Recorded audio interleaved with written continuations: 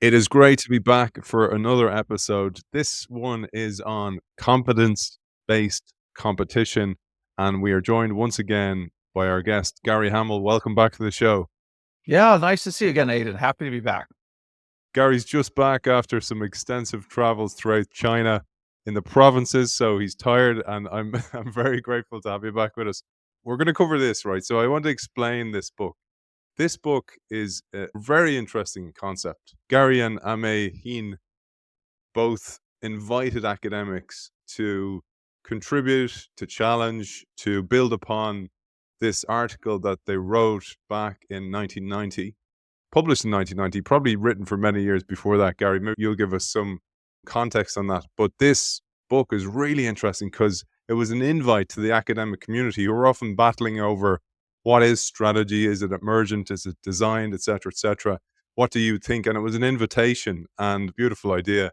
So we're really going to focus on Gary's and CK's work on core competence and core competencies being the competitive advantage. And bear in mind, this is several decades ago. So this work back then still hasn't seen the light of day in many, many companies. So I am very, very grateful to be putting a spotlight on this brilliant work. Yeah, well, as you say, Aidan, a long time ago, and I can tell you a little bit about how these ideas came to be and perhaps a little bit about the context. I think the work first showed up as an article in the Harvard Business Review. And it was interesting in those days, maybe it still does it. Harvard Business Review they had this jury every year to choose the best articles. They call it the McKinsey Award, I guess sponsored by McKinsey and Company, the consulting company. And CKI won that several times. I think our competence came second that year, but probably is one of the more enduring pieces that we've written. The provenance is, let me try to go back into that time frame. Strategy and marketing had almost converged at that point. Most of the conversation about strategy was really about what products are you going to sell? How are they positioned in the marketplace? What brands do you control? But strategy was very, very much product focused. And we thought, well, that certainly makes sense. But we wondered if there was a deeper element to strategy, which is really focused on building deep skills that you could apply across multiple businesses over time. And that was just pretty much ignored. There was here and there a little bit of academic work called big clumsy phrase called the resource-based view of the firm, which like is a good way of thinking about firms. What are the resources you have? So there was that current out there, I guess, in the academic world, but certainly not much attention in the corporate world. And again, this was against the backdrop of increasing international competition writing from the United States at that time. And I think CK and I almost came to this idea in parallel. We were both working with different companies.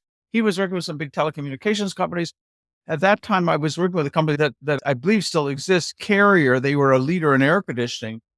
And they were facing a decision on whether they outsourced some part of their compressors, which is at the heart of a air conditioner refrigeration, whether they outsourced that, I can't remember, to some foreign company. Well, we'd already seen this little movie play out where a lot of American companies in consumer electronics had outsourced production of televisions to, at that time, Japanese companies, perhaps Toshiba, Panasonic, and others, who were a white label, you'd call it OEM suppliers of televisions. And that started with very simple black and white televisions where their margins probably weren't very high. But of course, these companies were eager to learn and eager to establish their own presence around the world. And so in becoming manufacturers, they mastered the art of making, at that time, cathode ray tubes and doing them very efficiently with very high quality. And of course, weren't content to just sit at the front end of the supply chain. They began to build their own brands and to come around the market. And I thought this is likely to play out in a lot of industries, right? If long-term you don't control the underlying technologies, the skills that provide the differentiation in your product, that's a disadvantage, right? Ultimately, brands are not enough, or often are not enough, to protect you, particularly when you have hungry companies that are eager to build their own global brands. So I was thinking about that, and I'm sure the advice I provided at the time was like, don't do this. I can't remember whether they did or not, but it was clear this is probably not a great idea, and you are going to lose control over critical technology and therefore over over your destiny. Now, I'll skip forward a little bit. I think some people, and maybe perhaps rightly so, have criticized the idea of core competence because they almost flipped our original argument on its head and said, this is an excuse to outsource anything that's not really core.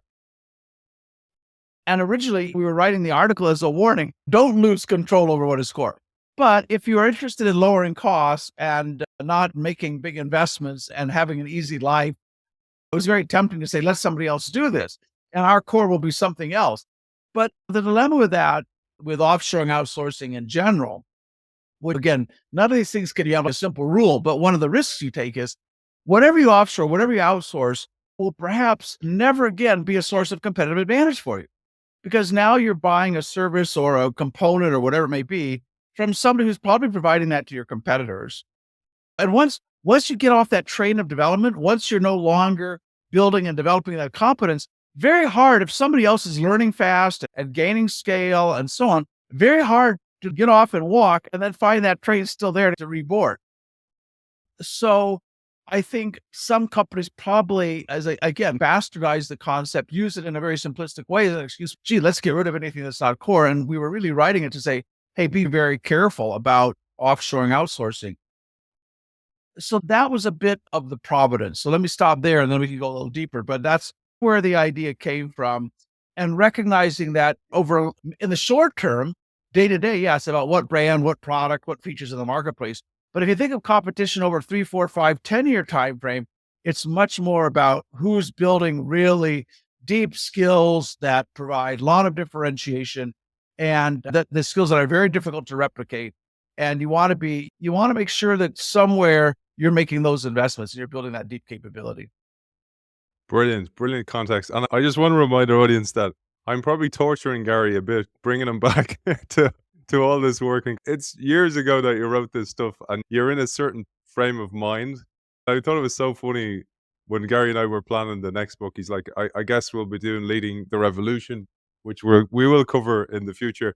And I was like, oh, no, there's another one in between. He's like, oh yeah, I forgot about that. So when you forget about a book that you read, that's a good sign that you've created a lot of great content out there. And you probably don't remember this, but there's a beautiful foreword written by Rummelt. And he said the idea of core competencies as introduced by Prahalad and Hamel in 1990 has generated enormous interest. When it appeared, both academics and corporate managers sensed that this idea was important. There was an immediate and unusually broad resonance within these communities, the communities of strategic thinking. This resonance owed much to Prahalad and Hamel's craft of persuasiveness, but it also drew on the audience's readiness for the message.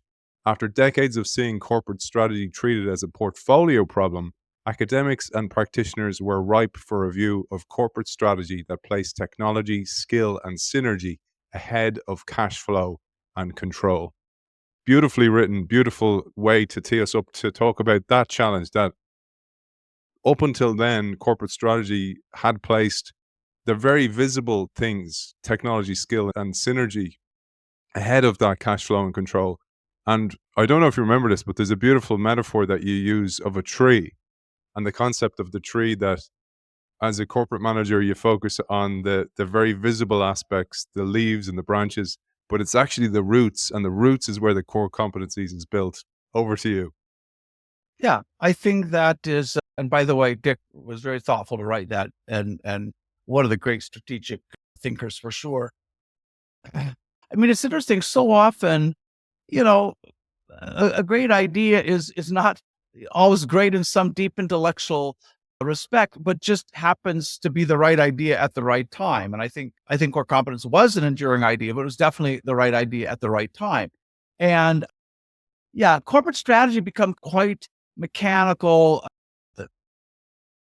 Unless you're a student of strategy, you might not remember kind of Boston Consulting Group and this kind of portfolio view. And I'll probably not even remember exactly the theory, but basically you looked at a portfolio of businesses by whether it was a cash cow and throwing out a mature business with perhaps not much growth left, or whether I guess they called it a star, which is both growing and very profitable. And then you had dogs that were neither growing nor profitable.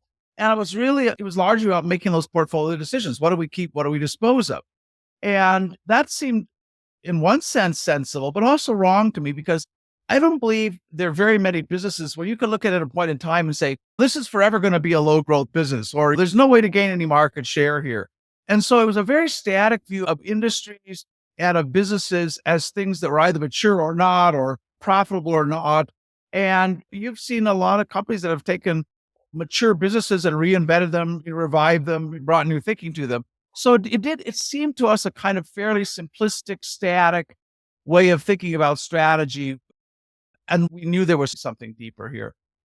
The other thing that probably got lost over time, at least I haven't thought about a long time, is we actually thought of a kind of, the tree was one metaphor, but another metaphor was think about a stack where at the bottom you had individual skills, technologies, systems, processes, and those got bundled together in a core competence, right? A core competence it was meant to be something that was a blend and integration. That's what often made it difficult to copy. It was integration of multiple skills and disciplines. So you had all of these things feeding in from the bottom. Then you had this deep capability, and then often got translated to what we called a core product. This wasn't an end product, but an intermediate product that then went into an end product and created a lot of value. I think one of the other reasons the idea kind of spread was that it actually posed a very simple, provocative question. What's our core competence, right? And so everybody's like, well, this is probably a conversation we need to have if we haven't had it already. So I ended up getting a lot of opportunity to talk to large companies and have this kind of conversation with them and help them think this through. And I remember one I can probably say it now, so many years ago, but IBM was one of those companies. And at the time, IBM had a substantial division that, and again, this is my memory, so somebody can correct me if they like, but they had a large division that was making and selling computer chips, but they were selling them only inside of IBM that went into IBM products and then through IBM's distribution channel. And I said, I think that may be a missed opportunity. And you should be selling these to anybody. And I'm like, why not? And of course, if the people running the business are kind of the marketing, the product people, they're saying, we don't want to give anybody else access to this capability. We don't want them to use our chips. And in a way that makes sense. But what you're doing that is you're holding that internal capacity or competence kind of hostage to your own organization and your own products. And you might be better off if you try to drive volume and learning and investment to sell that more broadly. And so and I think in the end, IBM did that. And it was, I think, now where that business is today, I have no idea. This is 30 years ago. But I think this idea that you have a core product that goes into an end product, and maybe you want to sell that more broadly. And of course, that was what a lot of companies that we were tracking in Japan and other places were doing. And so, yeah, that was a bit of the genesis of thinking about those layers and how do you invest in each layer? And do you really want to only use a competence yourself? Or is it something you make as a business and you sell core products to others? So, yeah, I think many companies ask themselves that question, had never really thought about it before. How much did that change? I have no clue. I only worked with the companies I knew, but certainly the idea has stuck around, I think. It's probably more important than ever because it's easier to jump from arena to arena in different businesses than it used to be. It's more difficult to build a competitive advantage that has a real fort around it today than it used to be. If somebody can capture this idea, they can do really well in the environment that we're in today. I'll give you a quick example, Aidan. And again, all of these examples are products of their time. So what will the world look like in 5 or 10 years? I don't know. But obviously, there's been a lot of attention on EVs over the last few years. It looks like the growth of EVs is going to plateau for a while for all kinds of reasons. Partly because the electricity grid isn't ready to take a full EV world, partly because the price of gasoline, petrol is coming down, and so on. Having said that, a lot of the core competence of Tesla is around what you might think of software-defined cars. So software is paramount. You get inside a Tesla, it looks like a car built around a giant smartphone, right? And it's obviously key to full self-driving. Tesla's built this enormous database of all the data they've collected from their cars and so on. That's a huge challenge to German car makers and to some extent to US car makers who really haven't invested in software as a competence. And Volkswagen and others have been scrambling like hell the last few years to hire software engineers to build that capability, to understand how to get advanced software in their vehicles. This is not something you do overnight. And they recognize it might take a decade for them to catch up on that. So the argument is still there. Tesla's also vertically integrated, is building really deep competence in battery technology. And still they buy components and so on from whoever it may be, Panasonic and others. But they've really focused on building really deep expertise in these areas. Again, to some extent, you can buy that from suppliers, but not always. And so if you look at a Tesla, for example, Teslas in general, they give you more miles per kilowatt than just about any other EV. And that reflects a huge amount of deep knowledge about how to build the whole systems around this that maximize the efficiency of EVs. These capabilities are very difficult to build. And in kind of a parallel of what we saw years and years ago in Japan with the Japanese companies focusing on consumer electronics, Chinese companies have been focusing on that also, deep integration, BYD, Chery, other Japanese EV makers, and building up a really strong indigenous battery industry. Now, deeply subsidized by the Chinese government, it might be added, hence the debate about tariffs for EVs in Europe and the US. But that argument is still, I think, valid. And if you're not looking forward and asking, what competencies are we going to need over the next few years? And when should we start investing there? Again, super, super hard and expensive to catch up. Can be, depending on the nature of the capability of the company. I think you see the same thing right now in AI, the competition between Microsoft and Facebook and Google and maybe Apple and a few others, recognizing there's a lot of tacit knowledge, a lot of expertise. It takes a long time to build, and there's a real competition who's going to come out on top here. I was writing about this, and it was partly inspired by reading your work. The idea of, for example, we talked the last day about JVC and Sony and the Betamax versus VHS wars.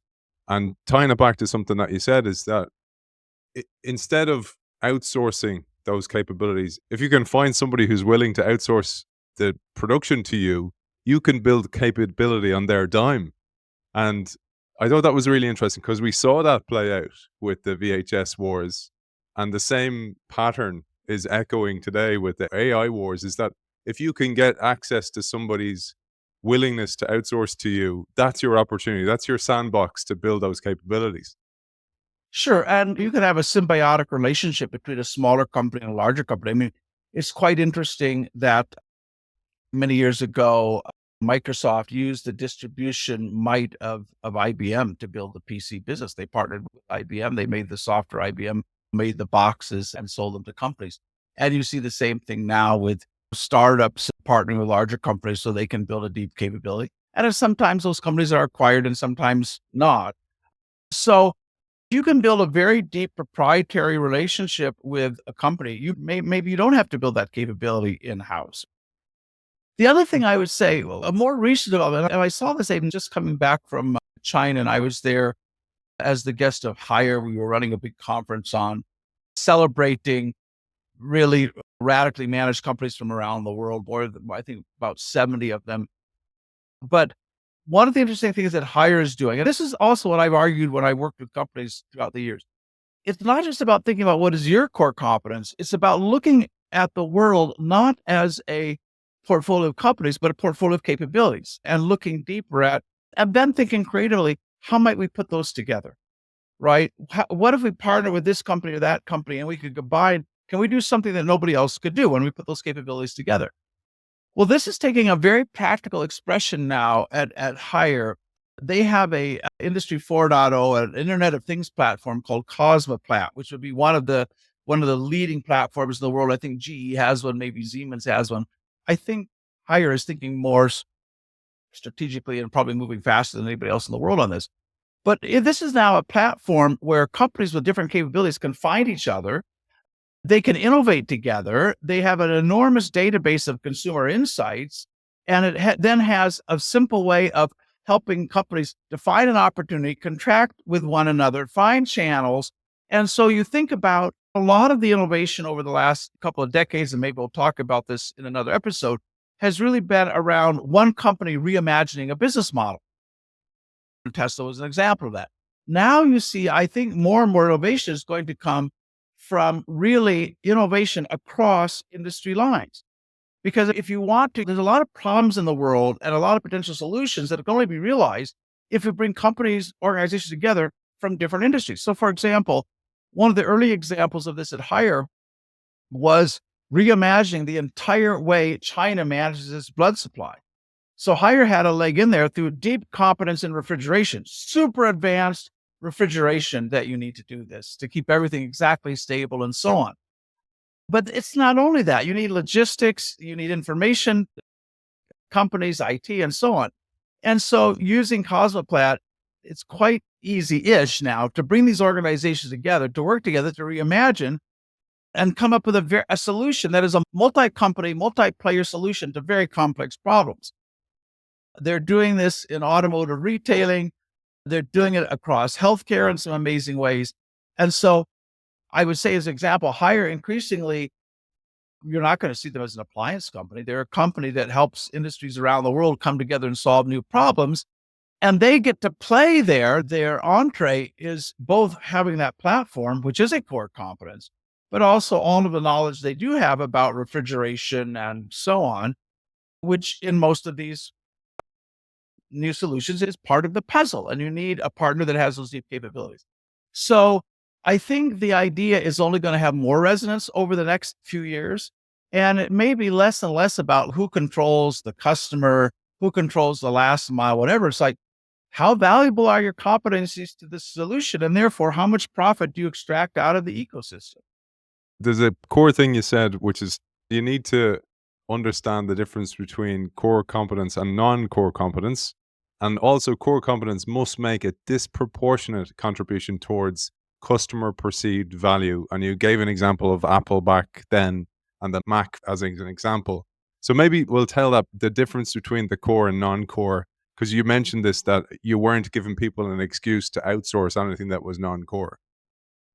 Yeah, and things that may not be core today could be core tomorrow. In fact, against the tests that we use, and I think there were three principal ones, if I recall. One was, does it make a disproportionate contribution to customer perceived value? So is it critical in the ultimate solution? And in that sense, kind of irreplaceable. Number two, is it fairly rare and difficult to copy? And number three, can you imagine redeploying it in other ways, in other areas? And interestingly, when we were working with companies, a lot of times they probably didn't have much that you could really that meet all those three high tests. Well, that doesn't mean it couldn't become core. If you can further differentiate it, it may become core. But there are a lot of things that you need to run a business. You need call centers, you need accounting systems, you need HR that probably aren't going to be core. I mean, you still need them. They're not going to be different. And there, maybe you do outsource that thing. But again, you want to really be careful because once you've outsourced it's pretty much gone. You look at the difficulty companies are having at the moment, kind of, onshoring things and rebuilding capability. Very, very, very hard to do. So yeah, there's a lot of things that are non-core. If I thought about my own core competencies, there's things that are essential to life, breathing and eating, but I wouldn't say that's a core competence. That's just, we all do it. And, so there's a lot of things you find in a business that are necessary, but not differentiating. Well, here's one for you. I saw this firsthand. So I retired from professional rugby. I went into a media company and it was 2008 and people were figuring out what digital was, digital media, etc. So I was very lucky that I went in as an intern in my 30s, but I built a core competence in digital. But this was one of the problems that you said, for example, it needs to have a disproportionate value towards the customer. But what I learned then was that it doesn't in the early days. Oftentimes it's a fringe or an edge competence. And as you were saying, it could be like almost the nursery or the academy for the future of the company.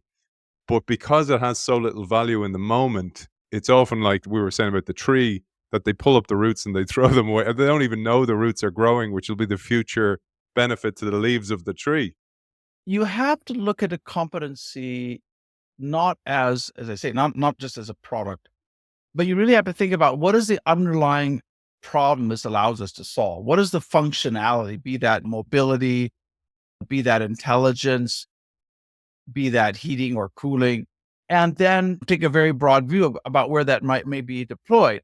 So you may have a company that has, as you say, the seeds of this deep competence, but if somebody in product marketing can't see immediately where you create a product, you may not want to continue to invest there, which is why a lot of the traditional automakers got behind in EVs, right? It was like, interesting, probably going to be something, can't see how we make money out of it right now. Like, why are we investing there?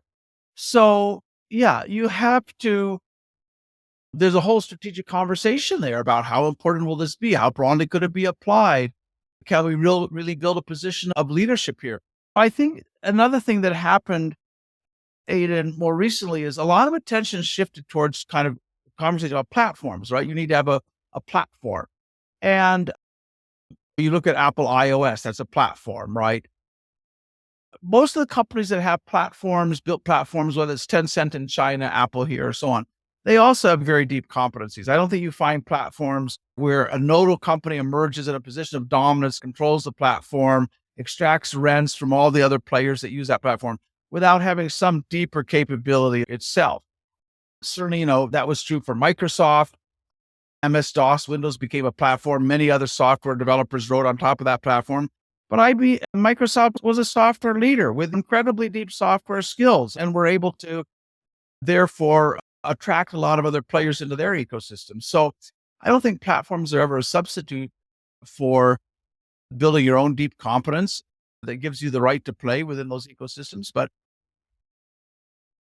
yeah, and I think that's what Hire's now trying to demonstrate is that, yeah, we are becoming increasingly a platform company, and the platform itself may become a deep competence in terms of building it and solving all the IP issues, all the coordination issues, the collaboration issues, huge amount of technology and thinking that goes into building one of those platforms. So a platform the underlying skills can also be a core competence, but you want to be careful separating those two conversations. What kind of platform can we build? And also what competencies are we that could be the answer to the same question, or they could be different for a particular company. One of the things that comes to mind then is, say, for example, the Toyota and the Prius. So their huge success with the Prius is that often's missed with that is they had been looking at that, building the electric engine or the electric car for a long, long time before. And it brings to mind sometimes your strategic decisions you talked about there, that when you're too early, if you're a change maker inside an organization, you can actually lose all kind of credibility. You're right about that future coming, but you're too early, and you lose momentum and you can't connect it. Either the company gets fed up with you and press the eject button, or you sleek out of the organization because you were too early as well. I'm sure you've seen that play out many, many times. Yeah, if you're not having a truly future focused conversation about strategy that includes the top of the company, and you're building that point of view, yeah, the people who are ambitious, who see the future, who are working on cool ideas, they're going to go somewhere that's more receptive. If your organization is not thinking that way, and we'll have this conversation another point, but it's why I believe that the strategy process really always needs to be a very open and engaging conversation in a company. You've got a lot of young people in organizations who are close to the future, close to technology. They can see these opportunities way better than somebody who's in their 50s or 60s at the top of the organization. And I'll give you one example of that. I may repeat this later, but it's kind of an interesting story. I was working with a large Korean company, and we had trained, this is now probably 8, 9, 10 years ago. We had trained a lot of young people to really think about digital technology and the kinds of opportunities that might be there, particularly around social media. Very large, fairly traditional Korean company. And these young teams had generated hundreds of really cool ideas. And one team came to me and said, Gary, we want to share something we've been working on. We think it's a cool idea. So explain it. They said, you walk into a bar, a pub, a club, whatever it is, and you have all your social information, your profile on your smartphone. And you'll be able to see anybody else in your environment who maybe has, let's say, profile, and you can share those and match, and then maybe you want to meet this person in real life. I said, that seems like a pretty interesting way of connecting. And so, to get approval for this idea, it had to run past their internal investment committee, which is mainly a bunch of late 50-year-old dudes. So we take this idea in, and the first question from the older executives there was, so if you go to a club, why are you on your phone? Right? You should just be paying attention to your friends. Now, obviously in clubs, everybody may be on their phone, but they're all sharing it, right? But that was just like they couldn't get the answer out. And the second thing was, well, yeah, but if you meet somebody, you wouldn't want to like leave your friends and go be with like somebody else. Like, yeah, you would, and your friends are going to find this highly amusing, whatever. And so they didn't invest, right? And I think it was 6 months later that whoever it was, Mark Andreas and others, invested in Tinder, right? And here's the thing, if you have one isolated team, one young person who goes up to a senior group and says, here's an idea, it is super easy to shoot that idea down. Now you imagine that we had this very open strategy conversation where that idea, we shared that among the whole organization, and other people could say, good idea, bad idea, so on. And suddenly you find out that there's a few thousand young people who say, this is amazing, this would really be cool, I would like to have it. Well, now suddenly, like, you have the kind of practical evidence or the confidence to say, hey, let's experiment with this, let's push this forward. Whereas if it's one geezer looking at this thing, so you never, ever want an organization in which one or just a very small group of people have veto power over new ideas. That's like just immense. That's how companies miss the future. It's just immensely dangerous. I'm jumping ahead of my notes here because there was a brilliant line that you wrote it was in the original HBO article. And just to explain to our audience, if you're following along with us and you're reading ahead with us, which I encourage you to do, I've taken bits from Competence-Based Competition. That, by the way, Gary, I don't know if you know, that book's €180 now. If you Oh have my, any copies lying probably, around. probably not worth it. Oh, it's rare and it's unique. I've No. also strategic flexibility, which is a similar concept. The book is a similar concept. So we're gonna cover that. We'll just cover your chapter, your article in it as well. But there was a piece that you wrote about, which is the tyranny of the SBU, and this. Mhm. So this is your silo or your department inside an organization. And I'll quote a little piece here to bring your mind back to what you were talking about. You said, when you think about this reconceptualization of the corporation, so the idea of competencies, the primacy of the SBU, an organizational dogma for a generation, is now clearly anachronism. Where the SBU is an article of faith, resistance to the seductions of decentralization can seem heretical. In many companies, the SBU prism means that only one plane of the global competitive battle, the battle to put competitive products on the shelf today, is visible to top management. What are the costs of this distortion? Underinvestment in developing core competencies and core products. Two, imprisoned resources. As an SBU evolves, it often develops unique competencies. Typically, the people who embody this competence are seen as the sole property of the business in which they grew up. I absolutely love that. Those two things, but it's similar to what you're talking about these old dudes dismissing this concept of Tinder, that the same thing happens in an organization, and everybody's siloed. So they're seeing everything from their own reward systems, their own communications, their own ownership or perceived ownership of data or skill sets or competencies, and never the twain shall meet. Yeah, I think that's true. I mean, the future seldom arrives perfectly aligned with your organization structure and the way you think about your business unit boundaries and so on. And that's why historically a lot of companies missed opportunities that were kind of, I think CK and I use the tape, in the white spaces between, the organization chart. I mean, I think one of the old classic examples we use, kind of now moribund, what was MTV? At the time, I guess it was Columbia had there was CBS, there was a broadcast television business, and they also had a music business, Columbia Records, but they never saw the opportunity for, MTV, music TV. So yeah, I think it's you want to be super careful that you don't see the world only through that lens. But you're that you're looking at this deeper question of, what holds all of this together? What's the logic for this portfolio? Where are they sharing skills? And that was just at the time a very, very rare perspective, and perhaps even today. But Aidan, let me take you back to this conversation we were having about the danger of, or this thought about looking at a company as a set of competencies rather than a set of products. I'll give you a very current example of how, if you get that wrong, you can pay a very, very heavy price. So if you think about Intel, for years, they made their own proprietary processors, x86, whatever. And that's how they thought about their manufacturing capability. We make chips with our architecture to sell under our brand, Intel inside.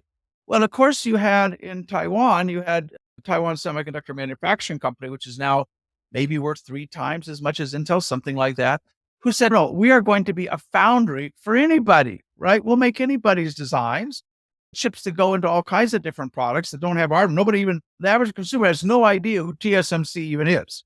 Probably 1 out of 100 would know. And yet, being able to supply so many different companies, they're learning something different from every one of those companies that feeds back in their capability development. They're creating huge scale that you can't do if it's only our end product, and our manufacturing is hostage and our technology is hostage to our end product and our market. And Intel was years late into thinking about they were a world leader in manufacturing, right? If we want to maintain that, we need volumes and a diversity of customers that we cannot supply given our particular end markets, which was mostly PCs and servers and not mobile devices. So, and I think literally as we're recording this, I believe there's a big debate now going on in Intel on whether they spin out a foundry business and how that might coexist along with their proprietary silicon business. But you don't want that competence or capability necessarily to be a hostage of your own little sliver of the market that you have. And so again, a very complex strategic question, but a very contemporary example where a company that saw itself primarily in terms of its own products and its end markets missed the opportunity to serve others and build a much stronger underlying foundation. Great example. And I'm going to bring it back a little bit to this article because I love the historical examples, because what they show is that these are pervasive problems. These are deep embedded biases. We miss these things. They're right in front of us. We suffer from the whole idea of the cobbler's children. We're great at talking about this strategy, maybe reading about it. And then when it happens to us, we go, oh, I didn't see that coming. You're going, you've been reading about this for years. So I really want to emphasize that. But you talk about this great term. You call it bounded innovation. And the way you set this up is you say, if core competencies are not recognized, individual business units will pursue only those innovation opportunities that are close at hand. Marginal product line extensions, this idea of incremental innovation, or geographic expansions.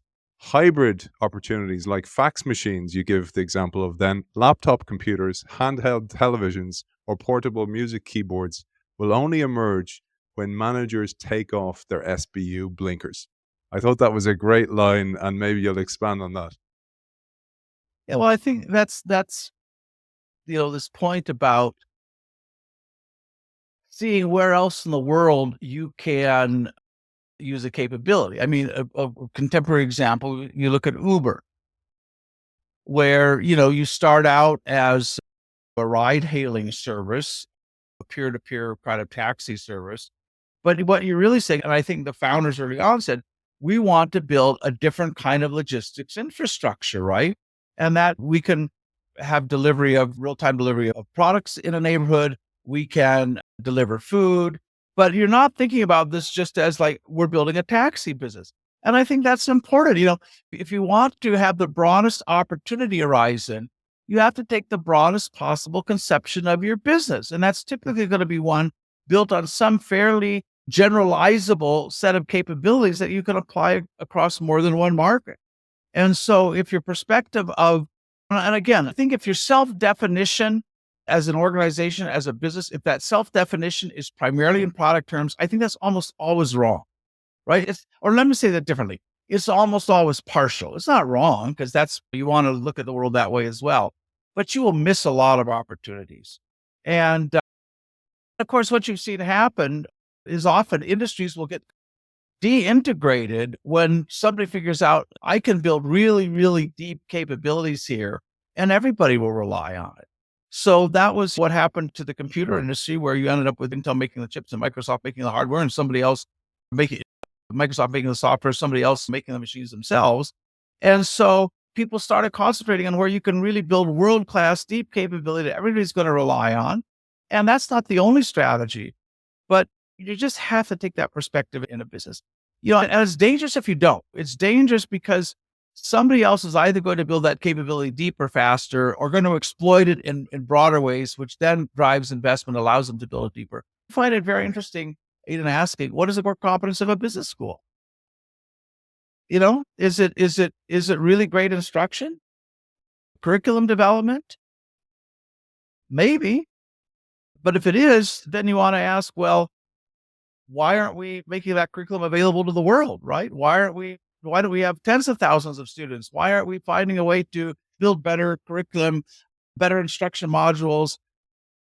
But you have to ask that question, right? If you ignore it, you'll be surprised probably in an unpleasant way. You've set us up perfectly. The pattern of I build some type of competency, I build some type of competitive advantage, I protect it then. So I get to a point of, and on an individual level as well. So this goes for professors in business schools. I have a formula that works, or I'm a consultant and I've found out a framework that works for me. I sell it over and over again. The world moves on. It's out of date and I don't update my deck or my framework. That's one of the great benefits of doing the show, by the way. It keeps me absolutely honest to go, there's loads of new stuff out there. But you wrote this piece and I thought this was key.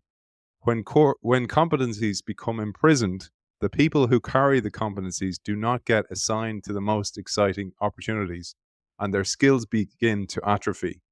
And it's only by leveraging core competencies can small companies in particular afford to compete with industry giants. So it's like use it or lose it. Yeah, no, that's for sure true. Another good example is if you look at Amazon and, this immensely complex business of hosting suppliers from all over the world, managing logistics and the customer support around that.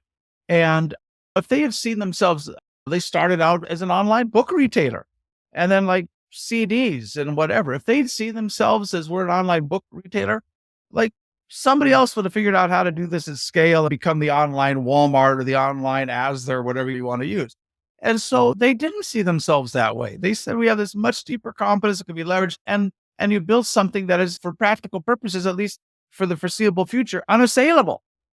So, again, I think historical contemporary examples, you can see, I mean, one of the things that drives me a little bit crazy even today is I think that US car makers suffered a lot from having this product brand myopia and neglecting a lot of the deeper capabilities. They did it for a long time around quality, and they've done it around powertrains, right? With a few exceptions, the engines in most US made vehicles really suck. They don't rev very high. They don't run very smoothly. You don't get that much horsepower per liter. And I have to say, Volkswagen and Audi have been better. Honda's been better. And there was a myopia there of these things further up the supply chain. Really, who cares about them? We just use them to put in an end product that customers are never going to really care. They're never going to notice, never see. So yeah, you certainly want a brand and product perspective, but there are a lot of ways that can go wrong when that becomes the dominant perspective in an organization and neglect other ways of thinking about the business. There's a couple of examples you give, Gary, again, and I'm bringing us back in time. There was the Honda one, which hasn't gone away. And as you say, core competence does not diminish with use. It actually builds like a muscle. It just gets stronger and stronger. And then you find other uses for that competence. But you give the examples of Honda and Sony. And the Sony one, for example, you focused on then was miniaturization. And I'd love you to if you cast us back to those examples. I remember the Sony just coming out with product after product. And it was, if you think about it, it was because of this core competence that they could do so. And Honda did the same, including engines for other car makers, other Chrysler, for example.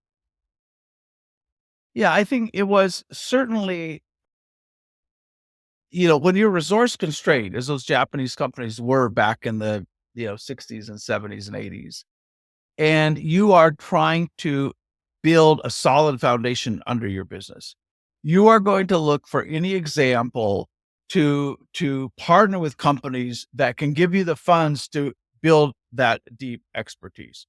And so a lot of these companies did partner, and they sold intermediate products, and they built up volume, and they built expertise in that way.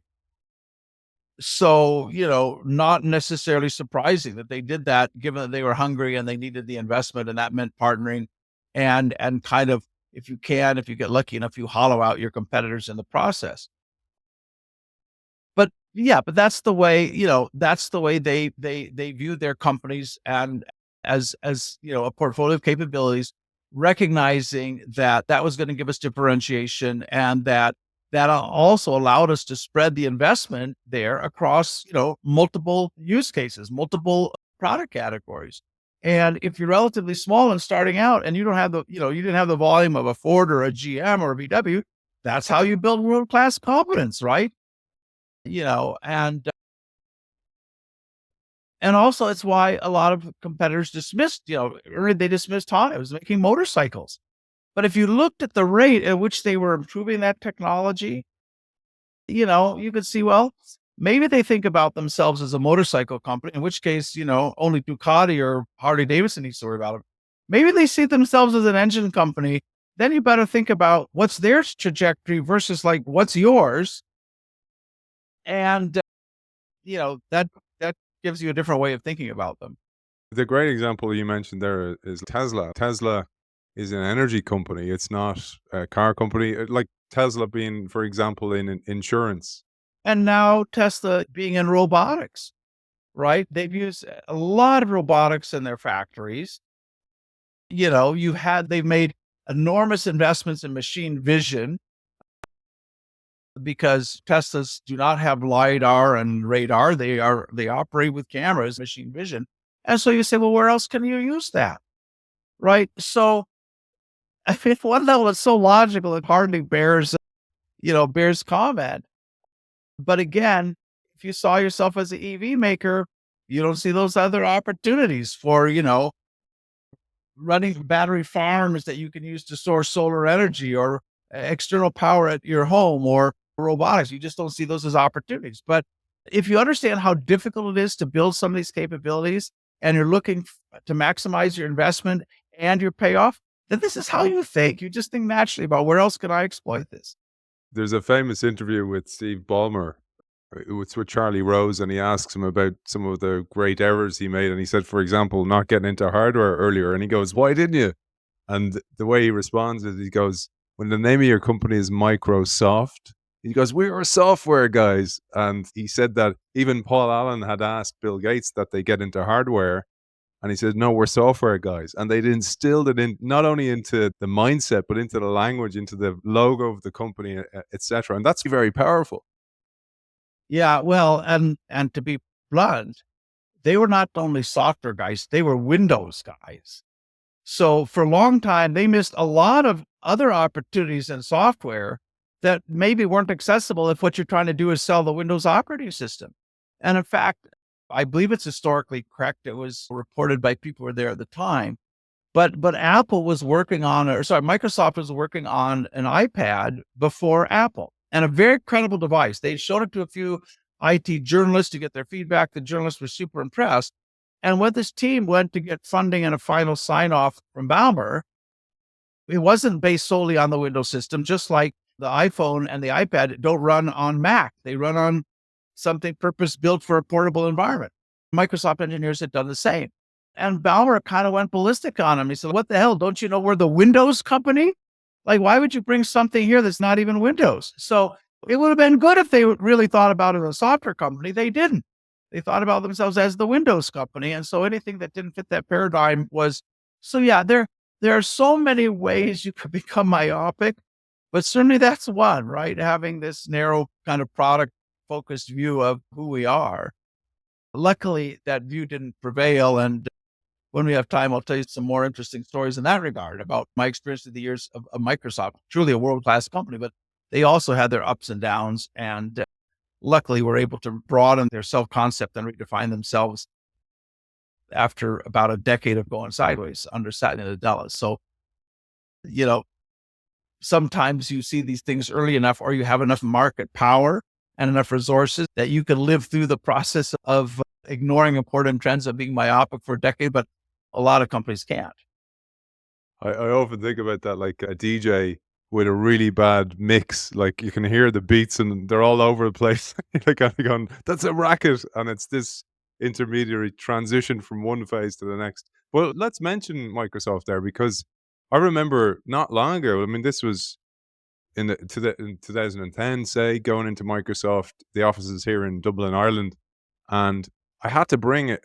I had to bring a Surface with me, and I used an iPad. I used a Mac. I had to bring a Surface, and I hid my iPhone because they were so myopic and so anti Apple back then. But it was one of the things that Nadella did, isn't it? He softened up that approach, the software that would run on the products, the compatibility, all those wars were put aside. And it's something we'll cover in the future when we talk about the alliance advantage, the other book that you wrote, what Eve does. But maybe you'll say a word on that because you saw this play out in real time. Well, yeah. I mean, there was about a decade where Microsoft was late or missed basically every single new development. They were late to the new user interfaces that you saw with Apple,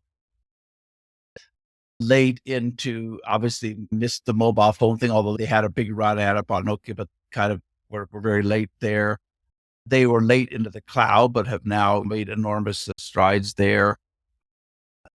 They were late, initially onto the internet itself with their browser versus Netscape and so on. And in some of those cases, again, they were deeply entrenched in large corporate customers, had huge R&D budgets, and they could afford to catch up. But it was quite interesting to ask, how do you miss everything like for so many years, virtually everything? And again, it was just a very product centric view of the company. And I may have told you this story, but this was probably around 1999 or 2000. I had been asked to, I think I told you this story, but I had been asked to come make a presentation by Bill Gates to an annual CEO conference that Microsoft runs. They may still run it. And it was maybe the most intimidating audience I'd ever been in front of, like, say, maybe the World Economic Forum or something. Because literally you have 100 CEOs in the room of the largest companies in the world, and you have security helicopters overhead and so on and so on. So I gave a presentation, and part of it was around thinking about the post PC world, the post personal computer world, and the fact that the PC just becomes one more device out there in the periphery, the networks at the center, and so on. And I think the talk went pretty well. But at the end of it, some person came up to me from Microsoft that was clearly a little bit exercised by all of this, some EVP, and said, Gary, at Microsoft, we don't talk about the post-PC world. We talk about the PC plus world. In other words, everything will be an extrapolation or a build on what we're already doing called the PC. And I struggled for a moment to know what to say because they were clearly a little bit upset. And I finally said, well, the future is strangely indifferent to our preferences. May work out that way, may not work out that way, but that the future's not going to really care. And of course, it did turn out that way. In the same way, several years earlier, I'd given a presentation to the senior people at IBM called Information as Utility. And I couldn't say anything about cloud. I didn't know that word, but I knew it was going to be utility, just like an electrical grid, and electricity is there. We don't all have generators. And when often the biggest advantage I have in a conversation with executives is I am not embedded in their internal industry thinking. I just look at it and sometimes that can make you seem really stupid, and sometimes you are stupid, but sometimes occasionally it allows you to see something that's invisible. And so I think it was very notable that one of the first things Satya did when he took over Microsoft was he disbanded the Windows division. Can you imagine? Like that is the sacred cow, the central pillar. And he said, guys, like we're hostages here. And he said this is almost a direct quote. He said, for far too long, we regarded Windows and the PC as the center of everything. So again, just like one more testament to the danger of thinking about just a product and becoming hostage to that point of view. And yeah, so now they're on a different path and one of the world's most valuable companies, and they are filled with like incredibly smart people, and they're look like they're going to be one of the leaders in AI, you know, but only because of their size and their oligopolistic power and whatever were they able to survive that decade. It's like a wealthy son, for example. I'm not going to say who can afford to make mistakes with lots and lots of businesses and still be seen to succeed, but being propped Yeah. up by all this bank of cash in the background. Yeah. And again, you can't be, I don't want to pick out any particular individual here because, every one of us as human beings, we're vulnerable to this, right? We're vulnerable to looking at the future through the lens of the past. We're vulnerable at kind of overvaluing what is at the expense of what could be. These are just human foibles and tendencies. And the fault doesn't lie with any particular person at Microsoft or any other company. But where the fault does lie is with, organizational structures or systems or ways of thinking about strategy and planning that don't really force us to work from the future backwards, that don't force us to think more deeply about, well, what is the very essence of our organization rather than a portfolio of brands and products, that doesn't force us to think about what are we delivering today? What problems are we solving? And how might those be solved in a fundamentally different way 10 years from now? And therefore, where do we invest today so we still can deliver that solution or can still solve that problem for consumers a decade now, recognizing that it may be based on a very different set of technologies or skills than it is today.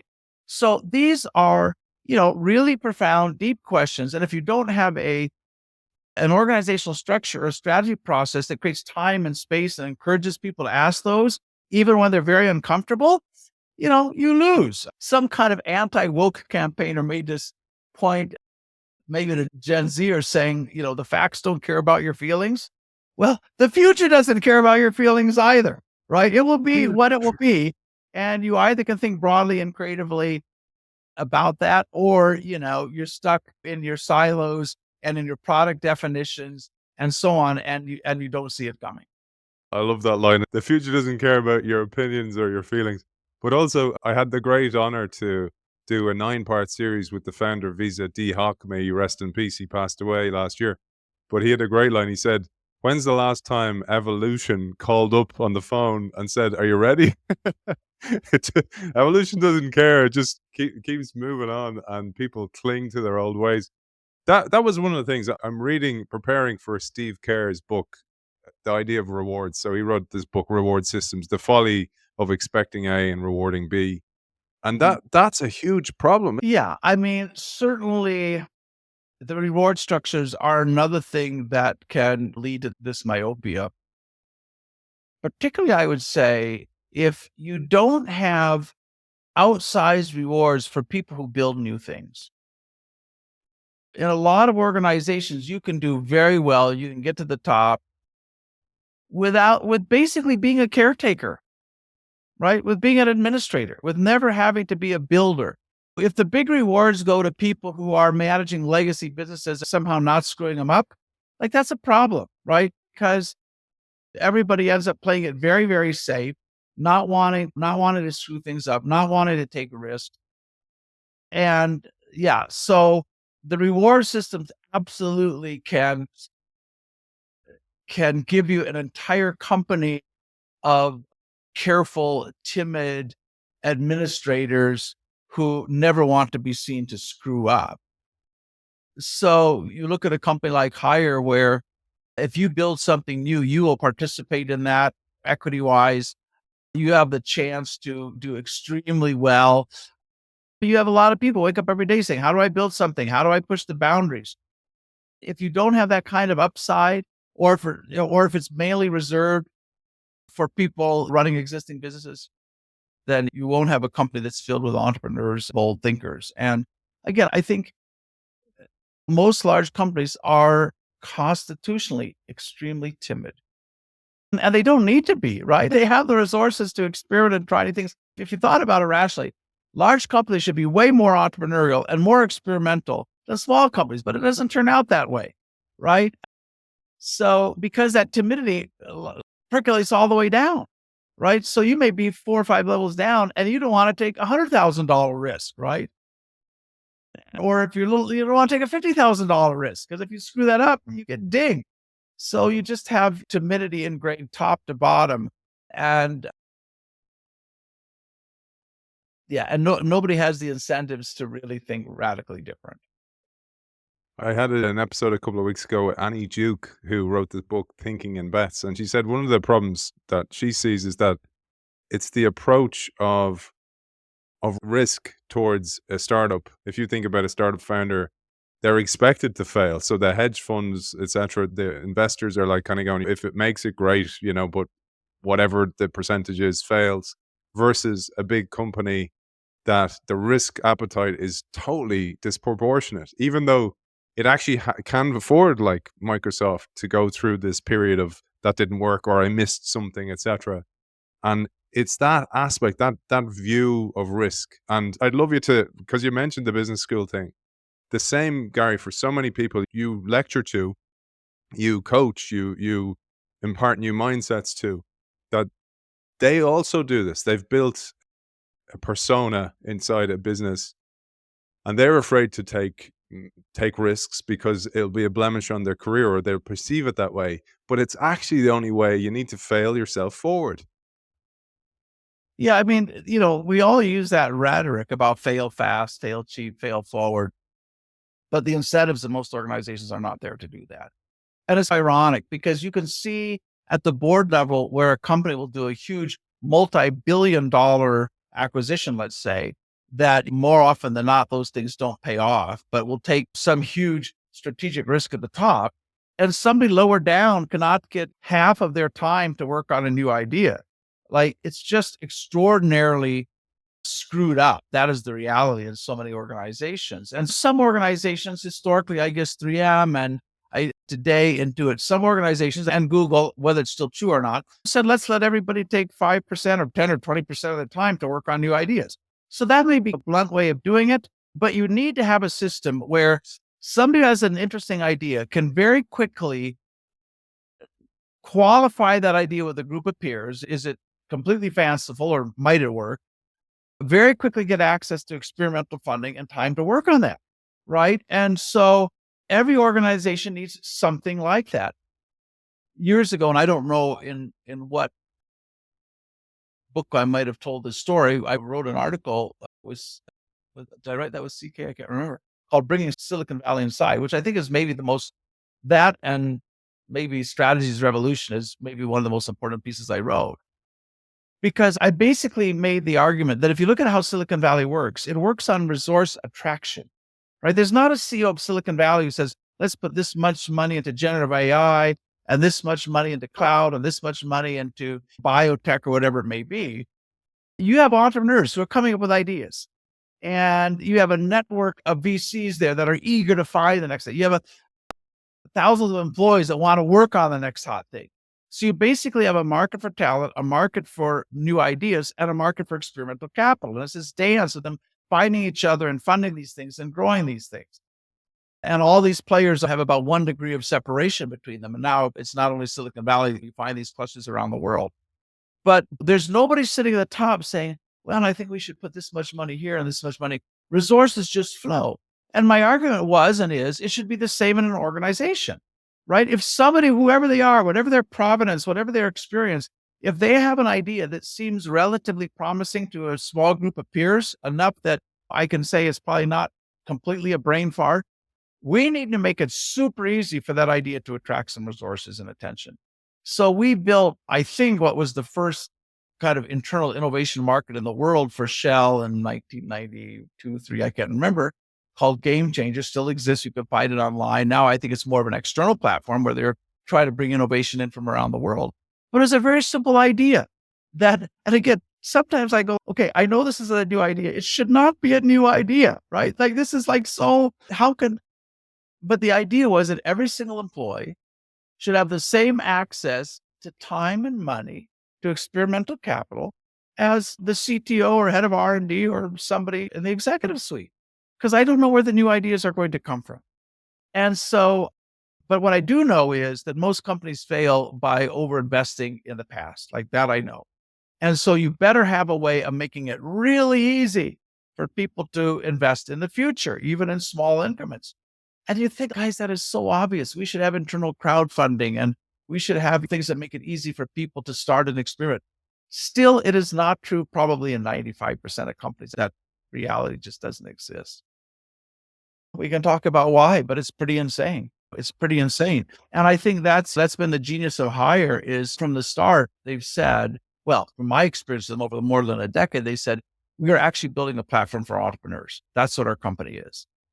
And not only our own entrepreneurs, anybody out there who sees our resources, our capabilities, our network, our platform and thinks, hey, I could do something interesting with that. We want them to find us. We want to be able to invest with them. We want to be able to fund that thing. And yeah, like, why do you think this should come from startups in any case? So I think the ability to build something internally that mimics Silicon Valley, where resources flow very rapidly to new ideas, where people who are outside your company will go like, wow, you guys really have some interesting capabilities. I think I can help you do something with that. So instead, a lot of these big companies will go buy those little innovative companies, right? And then usually kill their innovative spirit like fairly quickly, rather than, well, why don't you create the right kind of culture internally so this is happening everywhere all the time? And that's, Gary, you're talking to the exact listener to this show. Those people who are inside the big behemoths trying to drive change and just so frustrated. And it's one of the reasons this is almost like a support group, this show, for those people all the time. I never told you this. This show itself actually was born out of that. I worked for the national broadcaster and I was told to come up with an idea. And it was this show, and it was rejected and rejected and rejected. And one guy who I knew, and this is the point, your point, he only gave me resources because he knew me, but I had to record off company time. So I had to do it before work or after work. And then it grew so big that my own boss became corporately jealous and asked me to stop doing it. And I was like, I don't think that's a good idea. And I ended up essentially getting fired, but it was made so frustrating for me. It was like, here's a revolver and a glass of whiskey and a pen. So it was Yeah. made so frustrating for me, like that I left. And I think, it's interesting, most people who create new businesses, these are not, people's fresh out of business school with no job. These are people working somewhere else right now. So, your people are already creating the future. It's just whether they're going to do it with you or ultimately, they're going to leave because you've made it so difficult for them. But it's not that you don't have people who are capable of doing this and are eager to do it and help you grow in new ways. And if you ignore them, that's fine. They'll leave. They'll take that value with them as they go. But you're already paying them to create the future, but maybe you're not going to exploit it. We were going to do way more. And I was like, I've brought Gary enough on a trip down memory lane with this book as well. And it is still available online. It's expensive. It'll cost you a lot though. If you can find a secondhand copy, good luck to you. There's not very many around. But if you're reading along with this series, the next book, it's the Pièce de Résistance. It was a bestseller for many years, won lots of awards. Leading the Revolution is the book that we're going to cover next. Our guest is Gary Hamel. I'm very grateful to him for joining us, especially after his huge amount of traveling. Gary Hamel, thank you for joining us. Thank you, Aidan. Always a pleasure. Look forward to continuing the conversation. Brilliant, man. Thanks a million.